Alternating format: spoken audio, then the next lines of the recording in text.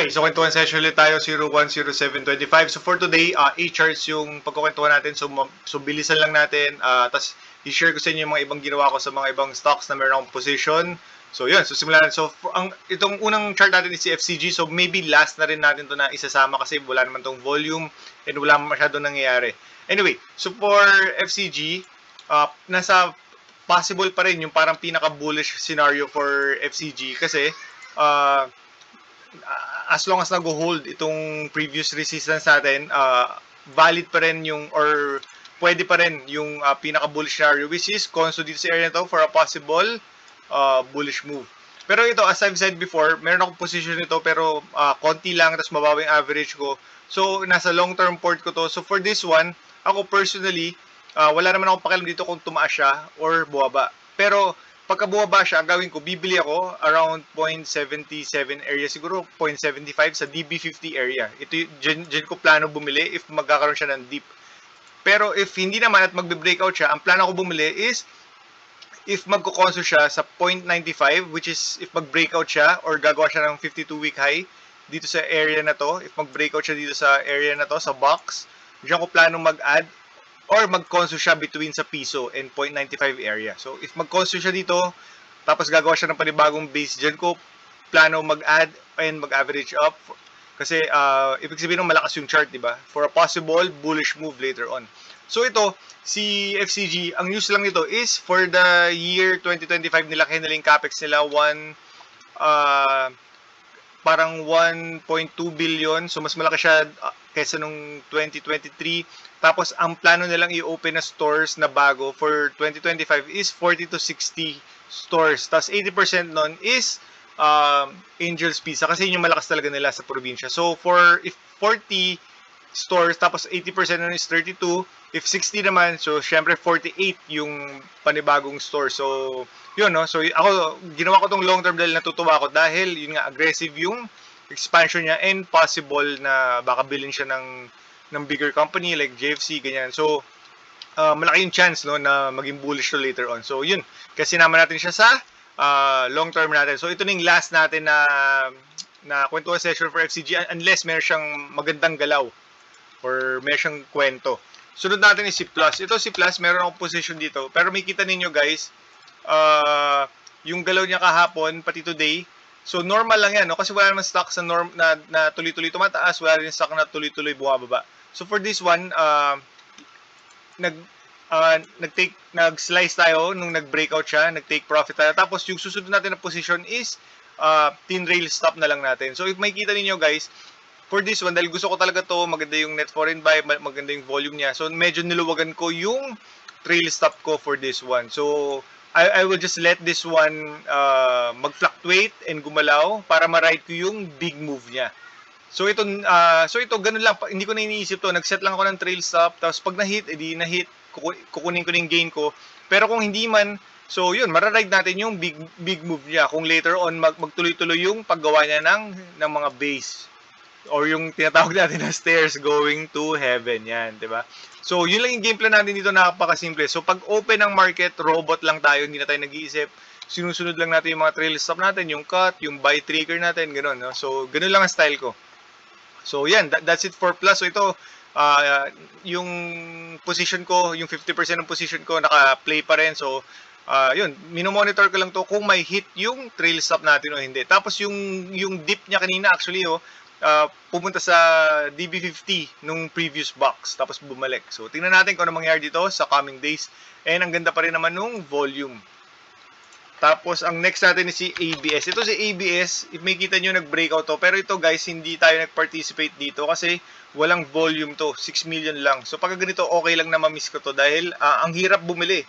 Nakita ko to kanina nung parang 3% pa lang siya, tapos 1 million yung volume. So, pag binili mo siya, iba-buy up mo siya. So, sobrang hirap mag-participate sa mga ganitong galaw. So, gumalaw to dahil may congressman na nag-file ng parang yung fresh franchise. No? So, if mag-grant yun, so babalik yung mga dating channel nila sa radio, sa TV. So, yun yung speculation dito, yun yung play. Pero at the same time, yun nga, walang volume, di ba? Kaya hindi tayo nag-participate. So, laki ng galaw nito. So, if meron ka nito, pinagtyagaan mo yung mga ganitong galaw, di ba? So, congrats sa'yo. Yun. So, siya sa Casino. Ang laki ng ginalaw nito. Ito, pero actually mas okay si ABS kasi syempre kahit paano si ABS may news talaga. Ito Sinaw hindi ko alam no dahil ito nilalaro lang naman to. So may kita nyo to guys. Ito ganoon din, hindi tayo nag-participate dito kasi ang baba ng volume nito, almost 6 million lang. May kita nyo may spike. 'Di ba yan no, may mga volume spike yan. May mga spike siya ng volume. Tapos after noon nagfi-fade.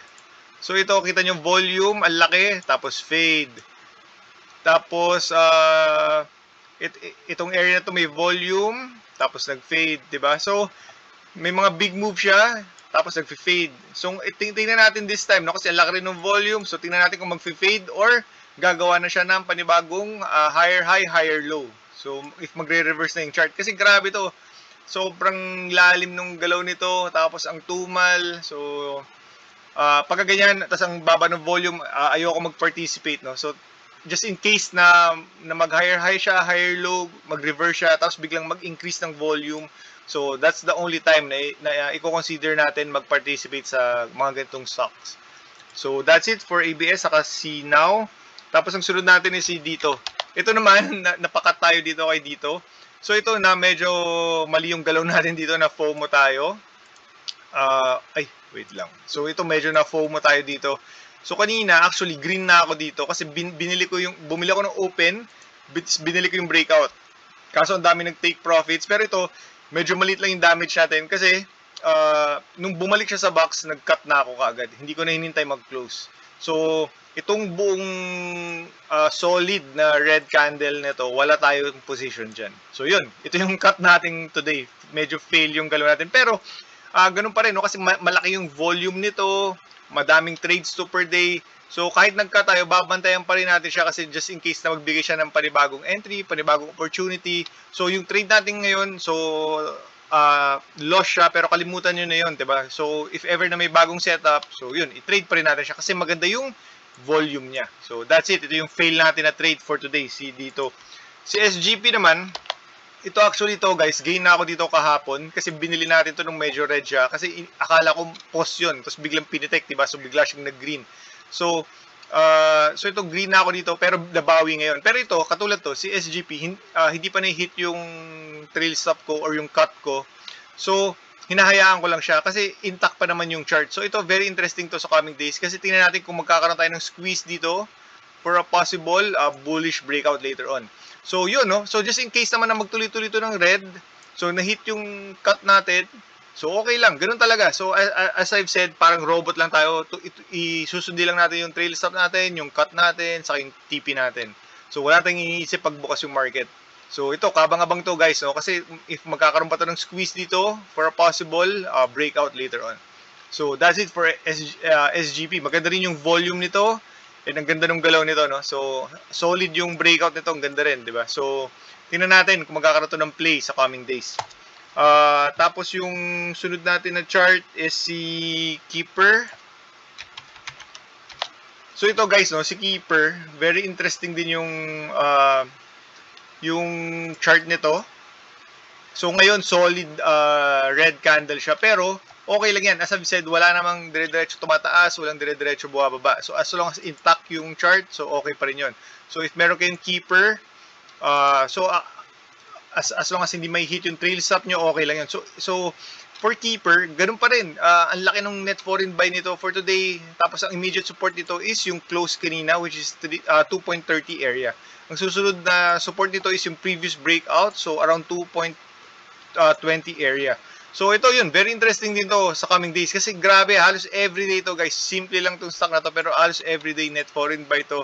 So tingnan natin kung yung pinaka bullish scenario dito is magko-consolidate siya dito, gagawa siya ng base for another solid breakout or bullish move later on. So if not naman, baka magkaroon ng pullback tapos mag-hold yung 2.20. So yun yung susunod na bullish scenario. So yung pangatlo is if babalik na siya dito sa box na to.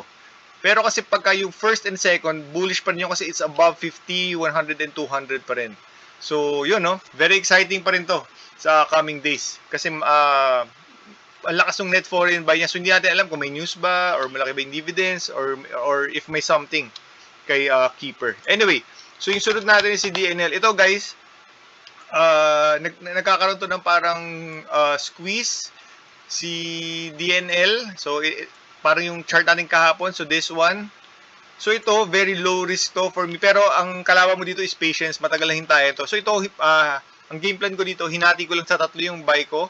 So bumili na ako kanina sa 6. Yan, bumili na ako dyan sa area na yan. So, parang yung mga next possible natin na buy natin, baka 5.95, 5.90. Pero ang pinakamarami natin na buy dito is 5.80 area. So, dito sa area na to. Tapos, if mag-fail siya, tight cuts para minimal loss lang. Pero if